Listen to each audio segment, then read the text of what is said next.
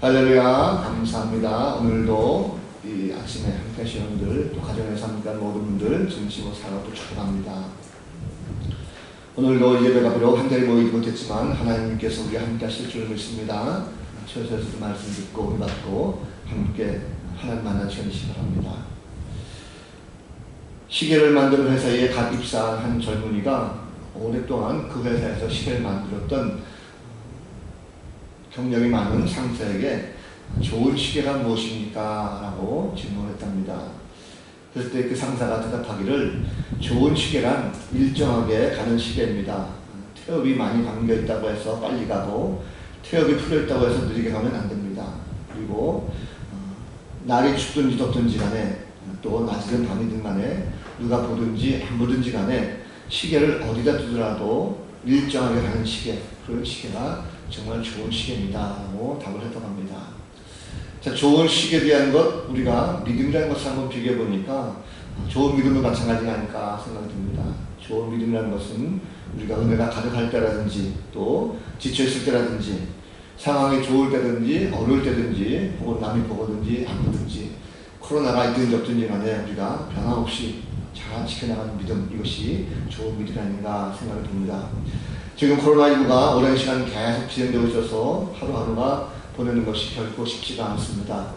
많은 것들이 멈춰섰고 달라졌습니다. 한 치 앞도 내다보기 힘든 이런 상황이지만 이럴 때일수록 우리에게 필요한 것이 바로 한결같은 믿음이 아닌가 생각이 듭니다. 오늘 말씀을 통해서 잃어버렸던 우리의 믿음을 다시 한번 회복하시고 굳건하게 잘 살아갈 수 있는 복된 성도들 되시기를 주님의 이름으로 간절히 축복합니다. 자, 옛날에 유명했던 영화 가운데 취권이라는 영화를 제가 본 적이 있습니다. 그 영화를 보면 주인공 성룡이 스승을 찾아가서 하루라도 빨리 무술을 배우려고 하죠. 제발 무술 빨리 알려주십시오. 그에 내가 악당들을 물리칠 수 있습니다 라고 제일 조릅니다. 그런데 이 스승이라는 사람이 무술을 가르치지 않고 매번 보면 술 먹고 그냥 주렁뱅이처럼 지내게 하고 있고 기껏 무술을 가르치다가 했더니 가르치지 않고 오히려 빨리 하는 거, 또 물 길어오는 거, 청소하는 거 이런 거 자꾸 시켜요. 그래서 성룡이 막 뭐라고 했지만 나중에 지나고 보니까 그 모든 것들이 무술을 쌓기 위한 하나의 기초 체력을 단련하는 그런 과정이었다는 것을 볼 수가 있습니다. 어떤 일을 하든지 간에 항상 준비가 좀 필요하죠. 그래서 무조건 처음부터 어떤 실력자가 되거나 어떤 성공을 이룬 것은 결코 쉽지 않습니다. 하나님께서 쓰신 사람도 그렇죠. 하나님께서 쓰신 사람은 무조건 택해서 막 쓰는 것이 아니라 그 사람을 쓰시는 훈련 과정이 반드시 있습니다. 자, 모세 이야기를 우리가 지금 하고 있는데 모세는 태어나자마자 죽을 위기에 처했었지만 하나님께서 그를 살리시고 어머니를 불러서 유모로 삼아서 어린 시절을 보냈습니다. 그리고 젖을 뗀 후에는 이제 애굽의 궁궐에 들어가서 왕자로 삶을 살게 됐죠. 자, 이제 세월이 흘렀습니다. 한 해도 흘러서 어느덧 모세가 장성한 성인이 되었습니다. 오늘 보면은 애굽의 왕자로 자랐던 모세가 이제 40세가 되었을 때에 자신이 히브리인이라고 하는 정체성을 깊이 인식을 하고 동족을 학대하던 이 애굽인을 살해하죠. 그리고 그 사실이 감춰질 줄 알았는데 발각이 되어버렸습니다. 그래서 또다시 미디안 광야로 도망가게 되는 이 모습입니다.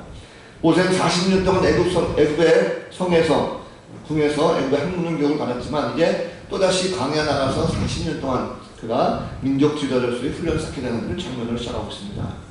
자, 미디안이라고 하는 것은 그냥 한 지명일 수도 있겠지만 그 지역은 광야입니다. 사막이기도 하고 아무것도 없는 아주 황폐한 그것이 바로 미디안 광야입니다.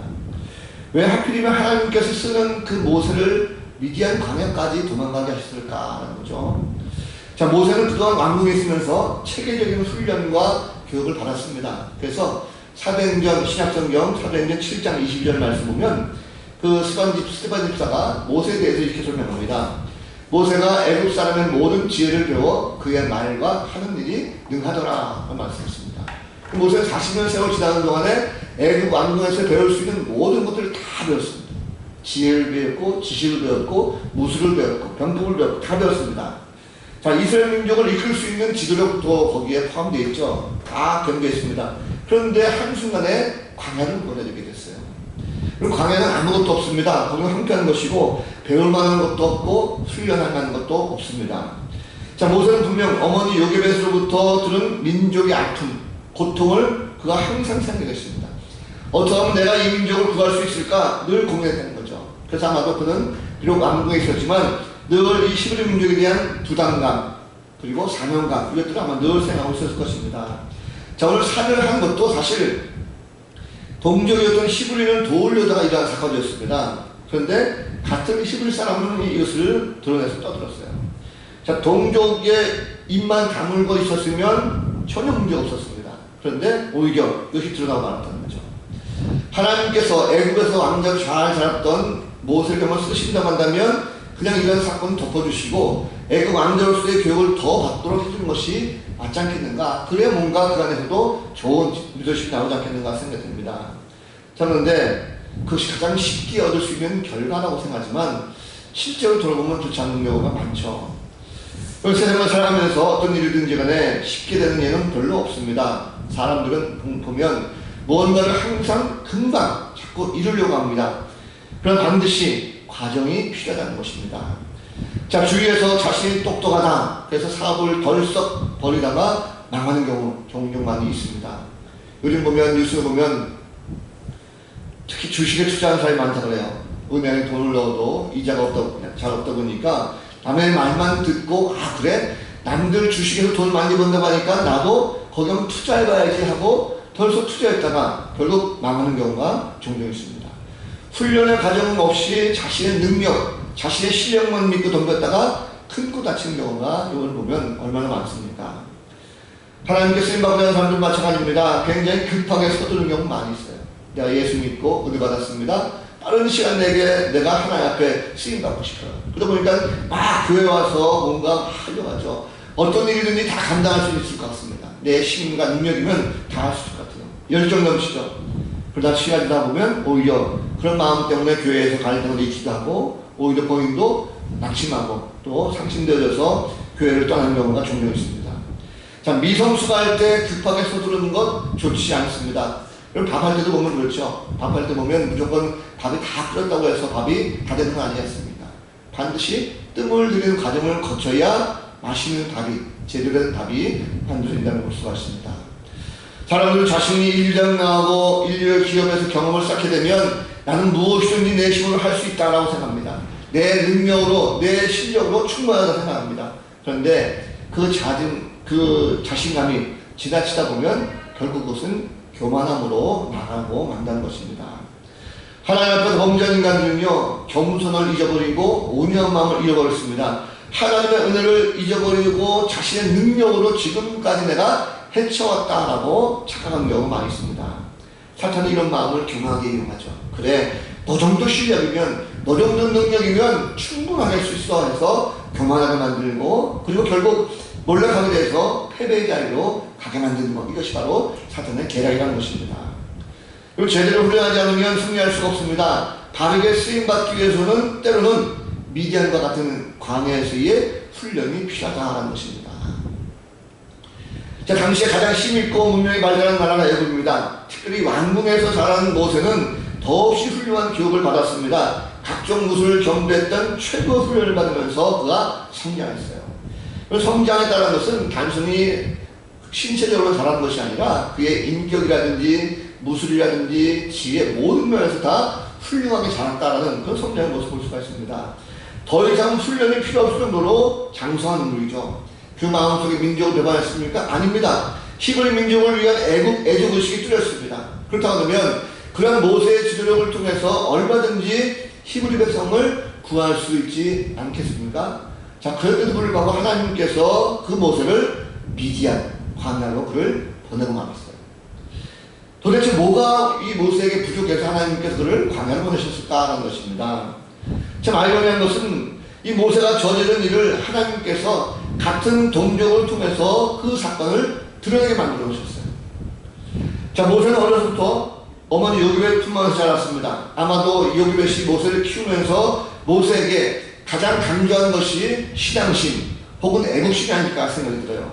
뿐만 아니라 자신이 왕궁에서 받은 모든 교육과 훈련을 통해서 언젠가는 내가 어머니 말씀대로 이 민족을 구원할 내가 지도자로 쓰임받을 것이다 라고 하는 그런 자신감도 있었습니다. 그런 이야기를 늘 들었죠. 그래서 모세는 이제 성령에 대해서 자기 민족이 힘들어하는 그 고역의 환경을 나가보는 거예요. 그 현장에 나가봤습니다. 힘들게 노력하는 시골의 백성을 볼 때에 그 일이 남의 일 같지 않았어요. 가슴이 아픈 거죠. 같은 동족이 힘들게 하니까 의도적으로 이 백성들을 돕고 싶은 그 마음이 있었습니다. 그러던 중 우연히 히브리 사람 하나가 애굽 사람에게 아주 심하게 매를 맞는 광경을 보고 도저히 이거 참을 수가 없었어요. 분노가 폭발합니다. 그리고 주변을 돌아보니까 아무도 없었어요. 그래서 그를 죽이게 되죠. 살해는 저리르고 그리고 머리맡에 파묻었습니다. 그리고 다음날 또다시 그 현장에 가는 거예요. 백성들이 어떻게 있을까? 히브리 민족이 어떻게 있을까? 궁금해서 나갑니다. 그런데 이번에는 같은 동족끼리 히브리 사람끼리 서로 싸운 모습을 발견합니다. 모세가 이 둘을 말리면서 말하죠. 그중 이 한 사람에게 모세가 야단치니까 그 사람이 모세에게 대듭니다. 그런데 놀랍게도 어제 깜짝같던 그 일을 이 사람이 알고 있었는 거죠. 아니 누가 당신을 우리 지도자와 재판관을 세웠습니까? 애굽 사람을 죽이려니 이제 나도 죽일 생각인가 하면서 모세에게 어제 일을 얘기하면서 대등을 당했습니다. 모세는 깜짝 놀라죠. 아무도 보지 못한 것을 알았습니다. 이 일을 보는 사람이 있다는 것 자체가 깜짝 놀라는 것이죠. 그런데 이것이 오히려 밖으로 드러나게 되니까 모세는 더욱더 혼란이 가중되어 듭니다. 분명히 이 사람은 자기 동족이었습니다. 그렇다고 하면 설령 그 사건을 알았다 할지라도 같은 동족 입장에서 감춰주고 수면 아래로 잘 숨겨놔야 뭔가 같은 민족 아니겠어요. 그런데 이것을 드러내고 자기를 위로 몰아넣는 것, 이것이 무슨 일입니까? 모세는 착각했습니다. 신약 성경 보면 사도행전 7장 15절 말씀 보면 이렇게 되어 있어요. 그는 그의 형제들이 하나님께서 자기의 손을 통하여 구원해 주시는 것을 깨달으려고 생각했으나 그들이 깨닫지 못하였더라. 자, 이 말씀은 모세 생각에 자기 백성들이 내가 그들의 지도자가 되어져서 이제는 내 힘을 통해서 이 백성들을 구원할 것이라고 한 것, 이것은 이 백성들이 알 거야. 이 백성들이 나를 잘 따라올 것이고 내가 내 힘으로 잘 훈련된 이 자신의 모습을 가지고 이 백성들을 구할 것이야 라고 하는 자신의 생각을 가지고 확신하고 있었던 것입니다. 그런데 돌아보니까 그것은 자신만의 생각이었어요. 결국은 모세의 생각이지 그 백성들의 생각이 아니었다는 것입니다. 모세의 행위를 드러나게 한 것은요, 하나님께서 그렇게 만드신 거예요. 왜 그렇습니까? 하나님 보시기에 모세가 아직 준비가 안 됐다는 거죠. 잘 훈련된 것이 아니었습니다. 하나님은요, 백성들에게 어떤 마음을 주셨습니까? 백성들의 처지에서 한번 생각해봤어요. 백성들의 처지에서 한번 모세를 바라봤습니다. 어떤 모습이었을까요? 히브리 백성들의 입장에서 보면 모세는요, 민족의 배신자입니다. 왜 그럴까요? 지금 자신들은 이렇게 힘들게 노동을 하면서 죽지 못해 사는 인생입니다. 억지로 사놀고 있는데 같은 동족이면서도 모세는 왕궁에 들어가서 호리호시하고 있어요. 왕자로서의 아주 떵떵을 잘 살고 있습니다. 얼마나 괘씸하겠어요. 더군다나 마치 자신들의 지도자가 된 것처럼 자기가 전혀 다른 애국 안에 살면서 자신들의 지도자인 것처럼 행동하고 간섭하고 이러니까 참으로 이 백성에게 필요한 것은 화가 치밀어 올 수밖에 없다는 거죠. 자, 이 사건을 통해서 모세가 비로소 자신의 실력과 방법으로 이 백성들은 구원할 수가 없다는 것을 깨닫게 된다는 것입니다. 자, 여러분, 하나님은 교만한 자를 절대 쓰지 않습니다. 자신의 힘과 능력으로 뭔가 이룰 수 있다고 생각하는 사람은요, 결코 아직까지 하나님의 사람으로 훈련되지 못한 사람이라는 것입니다. 우리는 무엇을 하든지 항상 하나님 앞에서 겸손해야 될 것입니다. 어떤 일이든지 나의 능력이나 나의 힘이나 나의 어떤 경력을 한 것이 아니라 이 모든 교만한 마음을 다 벗어버리고 하나님께 준비하신 이 훈련의 과정을 잘 감당하고 나면 준비시킨 하나님, 그리고 쓰임받은 성도가 될 줄로 믿습니다. 자, 그런데 더 큰 일이 벌어졌어요. 애국왕 바로가 이 사실을 알게 된 것입니다. 분노한 이 바로는 모세를 죽이려고 했습니다. 자, 하나님께서 바로의 마음을 강력하게 움직이신 거죠. 사실은 애국의 왕자였던 모세였습니다. 그러면 사실 이 정도 가지고 뭐 이렇게 도망칠 꽝이 되겠다라고 할 수 있어요. 왜냐면 왕자 정도 된다고 하면 말 안 듣는 애국 병사 한 명 정도 죽인다고 해서 큰 문제될 것은 없을 수 있습니다. 그냥 그럴듯한 이유를 하나 만들어가지고 얼마든지 무마시키면 될 수 있는 사건이 되겠습니까? 그런데 왜 하필이면 바로는 이 사건을 듣고 모세를 죽이려고 했을까 하는 것입니다. 물론 하나님께서 그 마음을 강하게 움직였지만 당시의 왕궁의 상황을 보면 우리가 이해할 수가 있습니다. 자, 우리는 지난번에 말씀드렸지만 모세는 애굽 공주의 양자가 되어서 왕자로 왕실에 들어갔어요. 모세의 양 어머니는 하셉수트라고 하는 여인이었습니다. 이 하셉수트는 남편이었던 투트모스 2세와 함께 결혼했어요. 그런데 이 여왕에게 아기가 없었습니다. 딸밖에 없었어요. 그래서 모세를 양아들로 삼았습니다. 그런데 남편이었던 투트모스 2세가 시녀와 함께 눈이 맞아가지고 그 사이에서 아기를 낳습니다. 그리고는 얼마 안 돼서 이 투트모스 왕이 죽어버렸어요. 그러다 보니까 하셉수트라고 하는 이 여인은 권력이 어마어마했습니다. 그리고 모세가 자기 양아들을 삼았으니 자기가 마음만 먹으면, 하셉수트 여왕이 마음만 먹으면 모세를 얼마든지 왕으로도 만들 수 있는 권한이 있었습니다. 이것을 가장 두려워하고 견뎠던 것이 바로 태어난 아기, 이 사람이 투트모스의 3세가 되어가지고 바로의 위치에 올라가는 거예요. 그러다 보니까 항상 이 사람은 하셉수트의 보아에 있는 그 모세를 어떻게 하면 견제할 수 있을까? 어떻게 하면 저를 몰라칠 수 있을까? 죽일 수 있을까? 늘 그를 경계하고 있었습니다. 그런 차에 이 사건이 터진 거예요. 잘됐다. 이 사건을 가지고 모세를 처방하자. 그래서 죽이려고 덤벼들었습니다. 그 모습 가운데 모세가 결국 도망가게 된다는 거죠. 자, 홀로 왕궁을 뛰쳐나간 미디안 광야입니다. 이제는 아무도 없게 됐어요. 모든 것을 다 포기하고 도망가게 됐습니다. 그를 따르는 군사도 없습니다. 그를 동조해줄 힘은 없습니다. 광야에 나온 모세는 당장에 먹을 것이 없어요. 입을 것이 없습니다. 마실 물도 없습니다. 쉴만한 집조차도 없습니다. 모든 것이 다 없어진 거죠. 그가 언제 애굽왕이었습니까? 기억조차 까마득합니다. 이것이 바로 광야라는 거죠. 하나님께서 그런데 이제부터 모세를 한 가지 하나님의 사람으로 준비시켜 나가시고 훈련시킨다는 걸 볼 수가 있습니다. 철저하게 하나님 앞에 무릎을 꿇게 만드시는 거죠. 이 하나님은 때때로 우리를 광야로 내보는 경우가 있습니다. 정말 하나님께서 쓰시려고 하는데 그 사람이 자기중심적이고 교만하게 된다고 한다면 훈련시켜서 뭔가 만들어가지고 준비시켜서 써야 되기 때문에 그를 광야로 보낸다는 것입니다.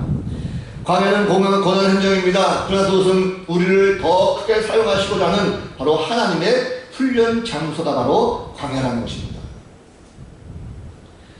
캐나다 로키 산맥 가면 해발 3,000m에 수목 한계선이 있다고 해요. 그래서 이 지대 보면 그 지대 고지대에 사는 나무들 보면 모습이 매서운 바람으로 인해서 곧게 자라지 못하고 나무들의 모습이 하나같이 다 무릎을 꿇고 있는 모습으로 나무들이 자란다고 합니다. 자, 이 고지대의 나무들은요, 매서운 바람과 싸우고 생존을 위해서 몸부림치는 거예요. 그래서 나무가 곧게 자라지 못하고 웅크리고 무릎을 꿇고 나무들이 자라나는 거죠. 자, 그런데 세계적으로 가장 공명이 잘 되고 명품 바이올린을 만드는 그 나무는 바로 이 나무로 쓴다는 거예요. 무릎을 꿇는 나무로 바로 명품 바이올린이 만들어진다는 것입니다. 마찬가지입니다. 광야라고 하는 것은요, 고난의 현장에서 우리가 자자지 아니하고 겸손하게 하나님 앞에 무릎을 꿇고 이런 훈련을 잘 통과하게 되면 하나님의 일꾼으로 쓰시기에 합당한 사람으로 만들어진다는 사실입니다. 성경을 보면 연단을 통해서 다 쓰임받습니다. 오늘 모세도 그랬죠. 다윗도 마찬가지입니다. 다윗도 광야에서 그가 많은 훈련을 받은 후에 철저하게 하나님 앞에 합한 자로 쓰임받은 걸 볼 수가 있습니다. 결국 인생의 어려운 순간순간 고난이 닥치고 환난이 나타난다 할지라도 이것이 낙심할 것이 아니라 또다시 나를 쓰시고자 하는 그 하나님의 훈련 방법에 광야에 내가 머물고 있다는 것을 우리가 안다고 한다면 모든 역경과 고난을 다 이길 수가 있고 그 훈련을 통해서 하나님께서 쓰시라는 일꾼으로 쓰임받은 성도가 될 줄 믿습니다. 우리는 하나님께서 훈련이 필요하시다면 광야를 고난하는 것을 결코 잊어서는 안 될 것입니다. 자, 모세는 이제 광야의 삶에 적응하기 시작합니다. 자, 지쳤던 그에게 하나님께서 우물가에 미디안 제사장 루엘 딸들을 만나게 하십니다. 자, 목자들에게 괴롭힘을 당하고 있었던 이 여인들을 모세가 도와주죠. 그리고 루엘을 만나게 됩니다. 그리고 그곳에 정착하게 만드셨어요. 자, 하나님께서 광야에서 모세를 훈련시키는 장면 가운데 가장 먼저 하신 일이 바로 하나님께서 그의 아내 십보라를 만나게 하신 사건입니다. 그리고 그 초가에서 대리사회가 되어서 양떼를 돌보는 목자 일을 감당케 하시죠. 자, 이 시간은 결코 무의미한 시간이 아니었습니다. 하나님께서 가장 먼저 모세를 훈련시킨 것은 가정을 꾸미게 하셔서 가정을 소중하게 알게 하셨고, 그리고 함께 한다는 것이 어떤 것인 맛을 알게 하셨습니다. 만일 모세가 미디안 광야에서 가정을 꾸미지 못했다고 한다면, 십보라 아내를 만나지 못했다고 한다면, 자녀를 낳기가 기르지 못했다고 한다면 아마도 그의 인생 가운데 광야 생활은 그렇게 길지 못했을 것입니다. 아마도 견디지 못했을 거라는 거죠. 뿐만 아니라 하나님께서 모세에게 양떼를 키우겠습니다. 목자로서의 삶을 살면서 한 마리의 양이 얼마나 소중한 것을 깨닫게 하시는 거죠. 그리고 그 한 마리의 양을 찾기 위해 가지고 목자의 심정이 무엇인가를 바로 알게 하신다는 것입니다. 무려 40년간 모세는 이곳에서 생활하게 됩니다. 모세가 아들을 낳고 그의 이름을 게르솜이라고 지었어요. 이것은 그의 고백입니다. 내가 타국에서 나그네가 되었다. 이 말은요, 비록 자신이 한숨 쉬고 안타까운 것일 수 있겠지만 이 신분의 나그네라는 고백은요, 이제 내 모든 과거에 화려했던 것들은 다 쓸모없는 것이고 내가 이제 완전히 빈손되어져서 하나님 앞에 겸손한 마음을 가지고 온유한 마음을 가지고 내가 무릎을 꿇습니다라고 하는 그의 고백이 바로 여기에 담겨져 있다는 것입니다. 과거에는 왕조의 신분이었지만 이제는 그것이 중요하지 않아요. 나그네와 같은 아무것도 없지만 겸손한 마음과 온유한 인격이 그에게 형성되어졌다는 것입니다. 것입니다. 하나님께서 그를 무려 40년간 그 장소에서 그를 겸손한 자로, 온유한 자로 만드셨다는 거죠. 모세의 꿈이 결국 변한 것은 아니었습니다. 젊어서 품었던 이 히브리 민족의 해방과 구원에 대한 비전을 항상 그는 가지고 있었어요. 그런데 과거 자기가 애굽에서 받았던 모든 교육과 지식들, 지혜, 이것이 다가 아니었다는 거죠. 왕실에서 돌을 떠간다면 이제 광야에서 하나님은 그 하나님 훈련을 통하여 겸손과 믿음과 그리고 인격의 성숙을 배우고 훈련하는 시간, 이 시간이 바로 광야에서의 시간이었던 것입니다. 여러분, 인생을 살다 보면 우리는 참 잘한다라고 생각하는데도 불구하고 하나님께서 광야를 보는 경우가 종종 있습니다. 그럴 때 우리는 나의 모든 것을 다 하나님 앞에 맡기고 내려놓아야 됩니다. 우리가 가진 모든 것을 다 하나님께 맡기고 하나님 뜻이 무엇인지를 올바르게 알아야 됩니다. 내가 아무리 많은 것을 가지고 있다 할지라도 하나님께서 결코 그것을 개의치 않습니다. 내 지식과 권력과 물질과 많이 있다 할지라도 하나님께서 그거 별로 중요하게 생각하지 않습니다. 하나님께서는요, 인간의 주권을 중요하게 생각하지 않아요. 말씀을 준비하다 보니까 이 벌에 대해서 제가 좀 알게 됐어요. 여러분, 호박벌이라고 아십니까? 호박벌? 사진 하나 좀 보여주시겠어요? 호박벌? 우리는 벌 하면 꿀벌만 있는잖아요. 또 말벌도 많이 봤지만 꿀벌들이 주로 꿀을 많이 모은다라고 생각하고 있어요. 근데 보니까 호박벌이라는 것이 있습니다. 이게 바로 이제 호박벌이에요. 호박벌은요, 벌 중에서 가장 뚱뚱한 벌입니다. 일반 벌들은 다 날릴 건데 이 벌은 굉장히 뚱뚱해요. 길이가 2cm가 조금 안 되는 짧은 몸입니다. 그리고 날개는 꿀벌보다 더 가볍다고 해요. 곤충학자들은요, 이 호박벌이 태생적으로 날아다니기, 비행하는 데에 정말로 기적 같은 일이다라고 말합니다. 왜냐면 몸이 무겁다 보니까 이 날개를 가지고 그걸 날아다니는 것이 굉장히 어렵다고 합니다. 그런데도 불구하고 날아다닌다는 거죠. 이 호박벌은 날아다니는 소리부터 다르답니다. 그래서 이 벌을 키우는 사람들은요, 이 소리만 들어도 이 벌이 호박벌이다라는 것을 금방 알 정도로 그만큼 소리가 유명하다고 해요. 근데 이 호박벌은요, 꿀벌만큼 꿀을 많이 모은다. 참 신기하죠. 그런데 이 호박벌이 하루에 200kg 이상 비행을 할 때가 많고 꿀을 모으는 양도 꿀벌과 비교해서 절대 뒤지지 않는다고 해요. 자, 그런데 사람의 눈으로 볼 때는 정말 나는 것조차 기적에 가까운 이 호박벌이 어떻게 200km를 날아다니면서 꿀을 모을 수 있을까? 그것은요, 이 호박벌이 꿀을 모으는 것은 그것만 한대요. 다른 일을 잃지 않는답니다. 오로지 꿀 모으는 일만 이 호박벌을 한다고 합니다. 그래서 이 호박벌은 아침부터 저녁까지 오로지 꿀 모으는 것에만 집중하고 그것만 쳐다본다는 거예요. 그 쓸데없는데 힘을 빼지 아니하고 공격성이 절대 없고 그리고 굉장히 성격도 온순하다고 합니다. 호박벌은요 외모상 보면 꿀을 먹으나 비행하는데 적합한 꿀은 절대 아닙니다. 벌은 아닙니다. 그런데 하나님께서 그 호박벌에게 가장 중요한 것 집중력 그리고 태도를 호박벌에게 주셨다는 거죠. 그래서 과수원에서 꿀벌을 키우시는 분들은 보면 꿀벌보다도 호박벌을 더욱더 중요하게 여길 정도로 아주 후하게 대접을 받고 있다라고 하는 그런 얘기였습니다. 여러분 내가 해야 될 일이 간다면 주님께 나를 쓰신다고 한다면 주의 일을 내가 감당한다 한다면 나의 모든 지식들 나의 모든 외형적인 조건을 생각하지 말고 그 일에 집중하는 자세가 굉장히 중요합니다. 하나님은요 나의 외형적인 모습들 나의 외모의 모습들 조건 보지 않습니다. 내게 요구하는 걸 무엇입니까? 하나님 앞에 집중하고 하나님 앞에 순종하는 것 이것이 바로 하나님께서 쓰시고자 하는 일꾼의 바로 필요 조건이라는 것을 볼 수가 있습니다.